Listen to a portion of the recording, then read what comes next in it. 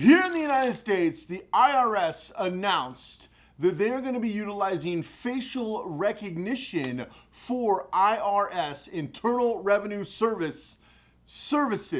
They also talked about how they're going to be using facial recognition to access cryptocurrency. Now, there's a few things we have to unpack in this video. Buckle up because there's some very bad news, but there is a silver lining and there actually is some good news. But you have to take action quickly to structure yourself to be able to take advantage of the good news. Otherwise, basically your face, this is insane. Your face becomes the key to everything. Today in Operation IRS has lost their minds. All right, so you may have seen this article and this article talking about how the IRS is implementing facial recognition.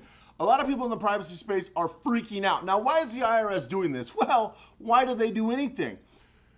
The administration of the United States is looking at adding 80,000 IRS agents in the BBB, Build Back Better bill that Joseph Biden decided to try to cram through Congress, failed miserably. They've broken it up into 7 pieces, and in there is not just the 80,000 IRS agents, but there's also a lot of stuff about crypto. We're going to get more into that here in a second, but we got to unpack this first part first. So with this, they want you by this summer, so summer of this year, not a year from now, not 2 years from now, literally in the next couple of months, you're going to have to access your IRS account with your face. That is the only option, is facial recognition. There will be no passcode. There will be no email and passport. There will be no old school methods where you could use passport or licenses or, no, it's Face ID only. Now, what is this for? Well, of course, they first tied it to stimulus checks and child tax credits, which have been here big in the United States. The fact they're trying to implement a gas stimulus. You see this right here? There's some Democratic Party people that are trying to implement a stimulus to pay for. If we would just go back to energy and the incompetence gets to me on a regular basis. If we would just go back to energy independent like we were, we wouldn't need to pay taxpayer dollars to citizens to pay for gas. I'm going to get off this topic because it is just unbelievable that even in the biggest inflation we've had and well beyond my lifetime, the incompetence in Washington is still trying to print money that we don't have. America is broke. Europe is broke. Asia is broke. South America, Africa, Antarctica, Australia. This whole world is broke at this point, and we keep pumping out money. What we need to do is go back to the gold standard, but I digress. What's happening right now is they're looking at making it so if you use any IRS services, child tax credit, any other stimuluses, or if you have to log into your IRS account for any reason, you have to use the facial scan. Maybe you need back tax record, etc. Now, people say, well, what are you going to do? This doesn't actually affect me.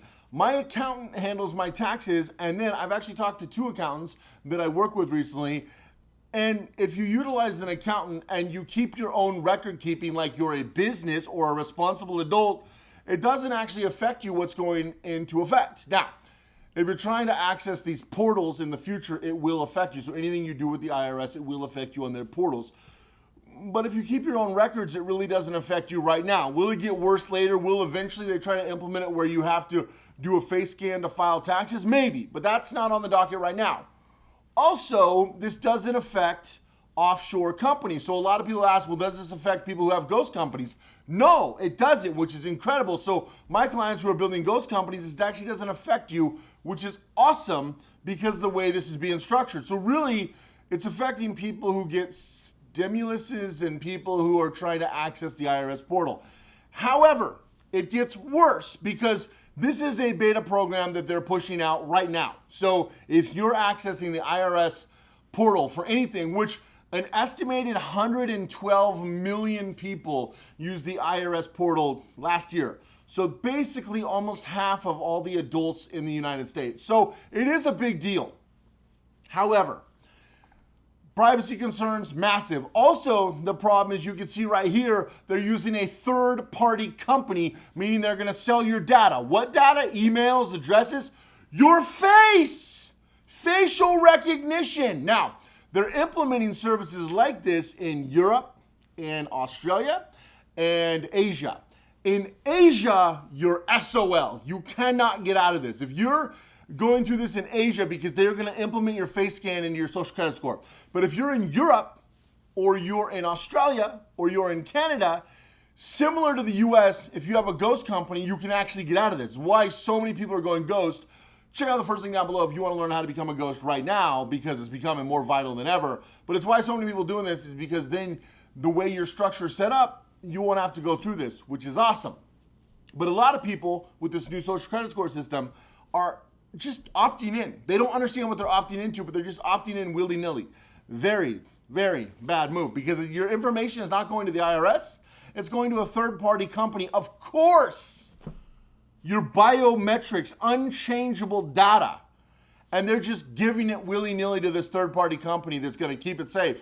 We've seen how that's gone in the past, not the least of which this and this and this credit bureau that have all been hacked, and hundreds of millions of people's of data have been leaked. But no, that goes great. Let's keep giving people's data and information to third-party companies. They did the same thing in Europe when they've had multiple major hacks in Germany and Berlin and the UK and Finland. Are you kidding me right now? The amount of data that is available on the deep web of these poor people is unfortunate, all because they trusted these governments and these third-party companies, not the least of which the United States, where there's tens of millions of people's data being sold on a regular basis because you trust these big banks and these big corporations. Now, how does this work into cryptocurrency? Well, what they're trying to do is they're trying to implement a law that you would have to utilize facial recognition to access cryptocurrency on exchanges. So, on-ramps and off-ramps, to be able to buy or sell crypto, they want to have facial recognition. Good news. Good news on that. If you own your crypto outside of the Western world, then you won't have to deal with facial recognition. Also, they're not implementing facial recognition on hardware wallets. Why? None of these hardware wallet companies have signed up to do this. Why? Because it would bankrupt them. So what the United States is trying to do is they're not trying to force the people, like you and me, to use facial recognition. They're trying to enforce the exchanges, saying every time you access your crypto, like Coinbase, Crypto.com, Binance, a lot of these different exchanges, you would have to use your face to deposit money and your face to withdraw money. Now, the deposit's simple. The withdraw is where the problem becomes, which is why if you have a ghost company and bank outside of the United States, like I recommend to literally 100% of people, you wouldn't have to deal with any of this, which is a cool thing, because crypto is currently property, and property cannot be controlled the same way as currency. And even though it says cryptocurrency, almost nobody uses it for currency.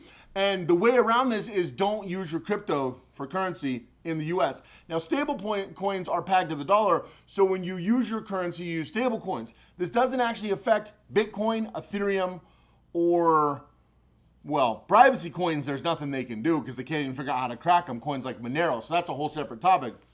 But it doesn't affect coins like Bitcoin and Ethereum because of the way they're structured. So you can still pay with Bitcoin and Ethereum or other coins, but to get money in and to get money out, you'd have to use your face. So if you're banking in the United States or Canada or Europe, you better stop soon, because these banks are partnering with these exchanges, and these exchanges are going to start making you use your face to get your money out, which would make crypto worthless if you can't get it out. And if you use your face, well, then that's not good. That's 10 times worse than banking. Now, you might be asking, well, that's not fair. That's not right. Is that legal? There are no laws around crypto. We're still in the Wild West. So while these laws would never fly in the banking system, they do fly in the crypto system, because the government can implement any laws they want, because you don't have the Telecommunications Act, the Banking Act, and all these other acts that protect consumers and protect citizens that we've had on the books for the last 30 to 70 years. You have nothing. You have no protections in the world of crypto. You need to understand that. So the government can do literally whatever they want to do. They're looking at implementing this over in Europe, especially Western Europe, especially places like Berlin and Germany and France and Denmark and England and all these other countries.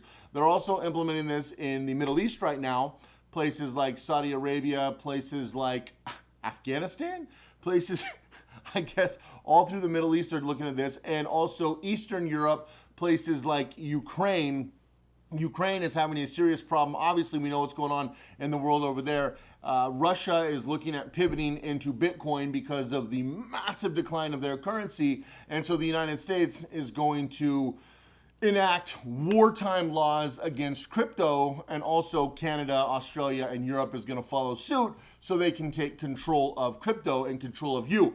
This is why banking in these situations isn't in your best interest. The cool thing about crypto being property is you need to get your property out of the big four, out of Europe, out of Canada, out of the US, and out of Australia. If you get it out of there and you are a ghost and you do what I teach you how to do in my ghost program, then you don't have any problems because it's offshore and your property is offshore, which is good news. You still have to pay taxes, and I don't recommend tax avoidance. I recommend pay your fair share.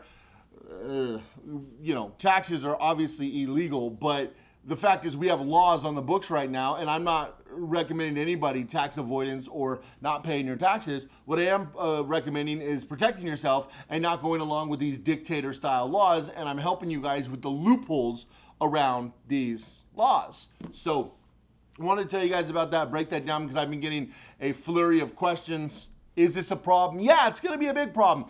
And I talked about the social credit score and how bad that is. This is way worse. And this just popped up, and they're looking at implementing this immediately. So, yeah. I don't even know what to tell you guys. I mean, if you're not going ghost now, it's over for you. Basically, you're not going to have any options. You're going to be a slave to the system because they're enacting this stuff quick. I'm not going to say well, I can't even say that because, okay. I've had several videos taken down, as some of you guys have noticed, and it's because they don't want you to have this level of information because they want to dumb you down and march you right into this totalitarian system. I'm going to be putting more content over on my website. I've got some stuff we're working on over there because the most premium content gets taken down because they don't want you guys to know this. And it's not even just a YouTube thing or a Rumble thing or an Odyssey thing. It's across the board, and social media across the board is not what we wanted and not what you think it is. And so doing things a little bit different. Anyway, if you want to learn how to do this now, check out the first link down below before it's too late. And yeah, it's crazy, guys. I'm getting hundreds and hundreds of emails. So if you've been emailing me, be patient. We're doing our best to get back to all of you, but things are just blowing up right now in the world, and they're only going to get much, much worse. So you better start taking steps to protect yourself now while that's still an option. Otherwise, it won't be. So go all into everything you do. Appreciate you guys checking out this video. If you haven't already, give this video a thumbs up, subscribe, and I'll see you guys in the next video.